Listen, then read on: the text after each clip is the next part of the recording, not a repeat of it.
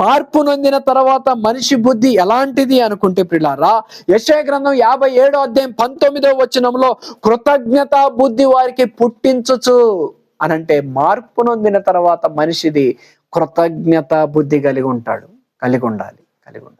ఏ విషయాల్లో ఎందుకు కృతజ్ఞత బుద్ధి కలిగి ఉండాలి అని అంటే, 107వ కీర్తన 21వ వచనంలో కీర్తనకారుడు అంటాడు, ఆయన కృపను బట్టి, ఆయన ఆశ్చర్య కార్యాలను బట్టి మనం కృతజ్ఞత చెల్లించే వారిగా ఉండాలి. దేవునికి స్తోత్రం. హల్లెలూయా, హల్లెలూయా.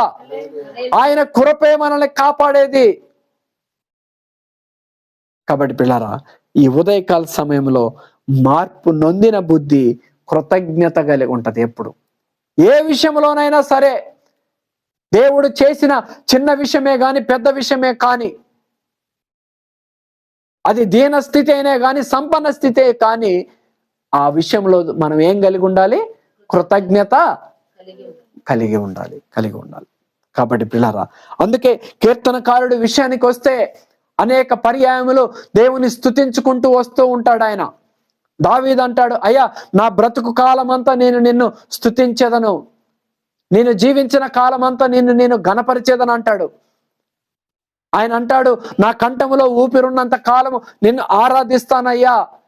అంటే దావీదు ప్రతి ఒక్క విషయంలో కూడా ఎందుకు దేవుణ్ణి ముందు పెడుతున్నాడు, ఎందుకు దేవుణ్ణి ఆరాధిస్తున్నాడు, ఎందుకు దేవునికి కృతజ్ఞతాస్తుతులు చెల్లిస్తున్నాడు అని అంటే, దావీదుకి మార్పు నొందిన తర్వాత దేవుని శక్తి ఏంటో తెలిసింది.